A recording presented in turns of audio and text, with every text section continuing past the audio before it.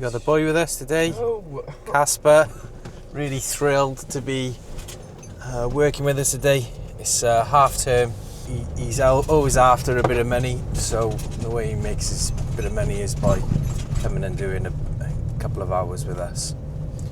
So we're going to go off now, get some fuel. We've already got the boiler stocked up in the van, and then we'll head straight up to the job, get it drained down and get going.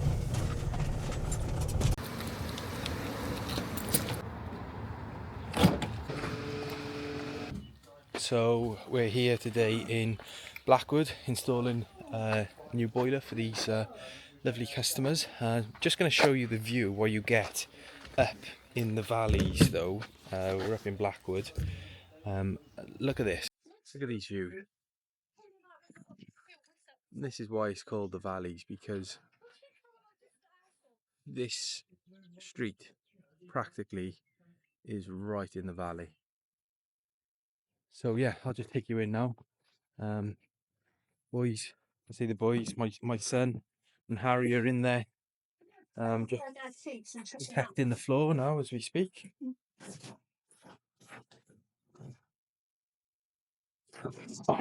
Make sure everything's all nice and protected for us to start our work.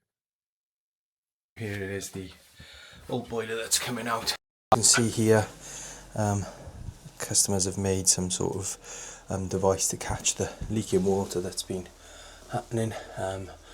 When I diagnosed it, basically there's a crack on the right hand block of the boiler, and obviously given the age of this boiler, it was far more economical to just replace it for a new one.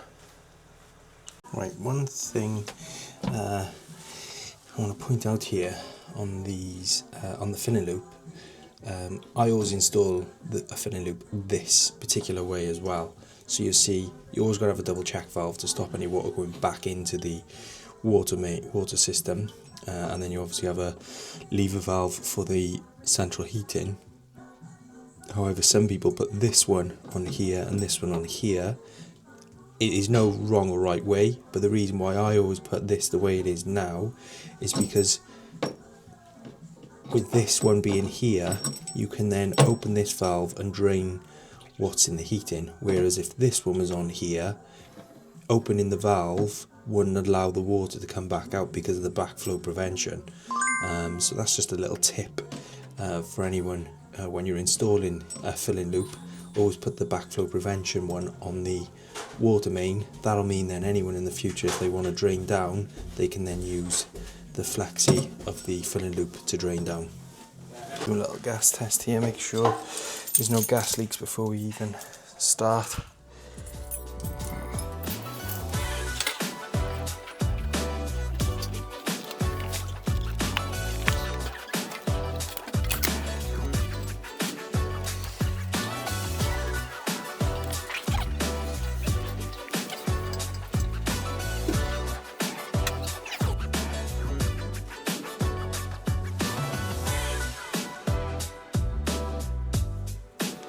Here we have Harry just disconnecting the connections to the boiler. One thing you should know about these Worcester Juniors is that they are fitted on a jig, so I get caught out on this all the time. Basically, you need to make sure you disconnect the connections on the underside inside the boiler, basically, before you go lifting the boiler off the jig. There we are. Most of the connections disconnected, as you can see.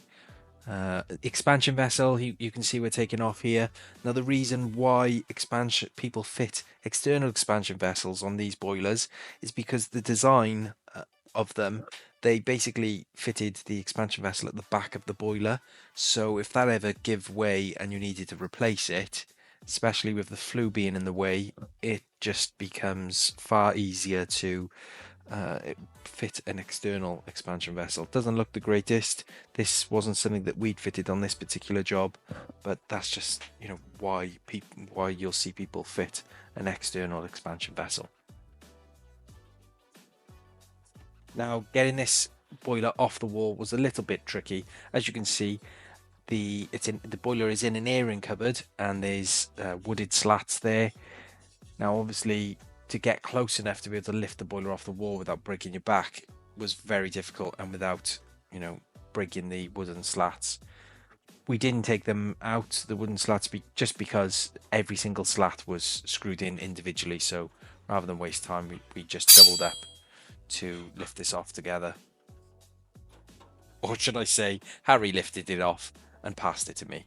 Just look at the guns on the kid. Beast.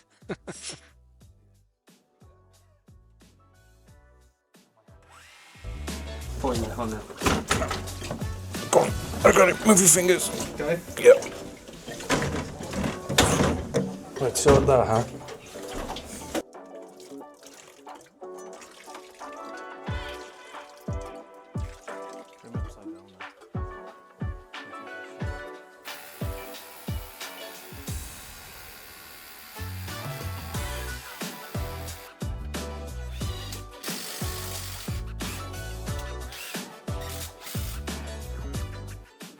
So that's the new bracket put on the wall, and same as taking the old boiler off, just as difficult to put the new boiler on. So again, a bit of a joint effort here.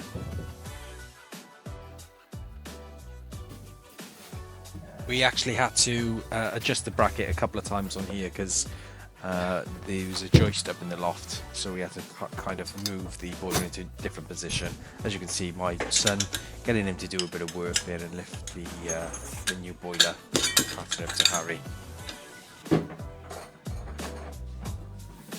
So a little update on how we are doing. Doing pretty good, to be honest with you. As you can see here, we have pulled sets, and the reason we've had to move the boiler over slightly is simply because the old Worcester boiler, the centre from the back of the boiler to the centre of where the flue is going to be, is a lot shallower, or is not as deep on the new boiler as it was on the old boiler. So we've had to use two 45-degree elbows to bring us to where we need to be for where the old flue goes through the roof. So that meant we've had to move the boiler over to the right slightly for the 45s above. I'll just show you. For the 45s above, to get us where we need to be there for the flue going through the roof. So by moving it over to the right slightly, it's meant we've had to pull a few sets to get us across to where we need to be. Now it's time to add some inhibitor. Now I know what some of you are going to be thinking. You haven't done a flush, you haven't flushed the system. We actually did flush the system, however we just didn't film it, so yeah.